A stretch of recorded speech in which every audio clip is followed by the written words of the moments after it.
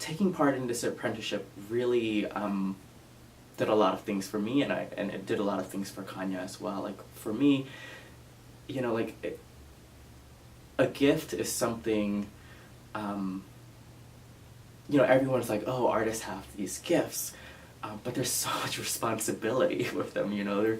There's a responsibility to take care of that gift, the responsibility to share that gift, and the responsibility to constantly refine it, you know. And it's not an easy task, you know, when you think about, you know, your realities and stuff like that. And so taking part in the apprenticeship really refined my abilities as a teacher.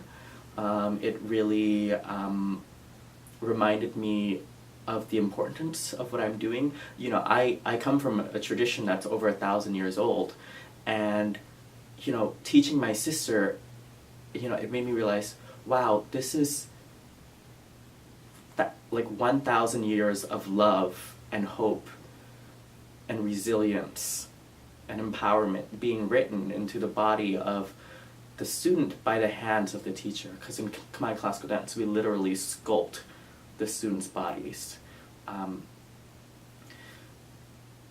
And on the opposite end, you know, when I look at Kanya, I see, oh wow, like this is someone who's excited, this is someone who's inspired now, this is someone who's more aware, this is someone taking responsibility.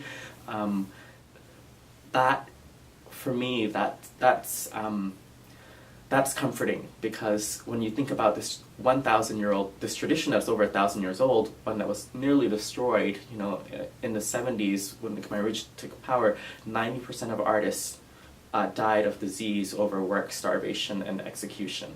So you can imagine, like, what kind of work my teachers' teachers had to go through to rebuild this tradition. And I feel like working intensively with my sister, just one-on-one with her, made me realize, like, wow, they did something, you know, that's nothing less than magic, you know, to bring this art form and to bring this country, to bring these people and their spirit back to life, when all around them is nothing but destruction, you know. And so I feel like the apprenticeship is really giving my community, giving communities across California, giving, in a sense, new leaders who can carry on the art form, new leaders who can push the art form further at the same time. Hi everyone, I'd like to really urge you to support the Alliance for California Traditional Arts' Master Apprenticeship Program. For those of you who have no connection to or knowledge of traditional arts, let me just say, as a gay man in California, it means so much to me, because traditional arts provide a space for validating, for imagining my place in contemporary society. So, for example, in Khmer dance ritual, at the height of dance ritual, a Brahmin who's half male and half female appears, and this person acts as messenger between heaven and earth for the deliverance of peace and prosperity and well-being of the world.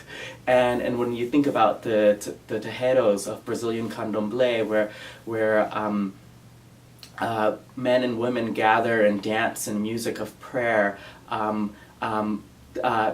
it's oftentimes that gay men and women too are leading these houses in dance and song. And so for me, traditional arts is my history as a gay man, and it's the LGBT community's history, and certainly ACTA's Master Apprenticeship Program is literally passing on that history from one teacher to a student who will become a teacher, and that student will pass it on to their students. And so what we're doing is we're keeping this history alive and providing ourselves with possibilities for imagining a more equal and just future in society.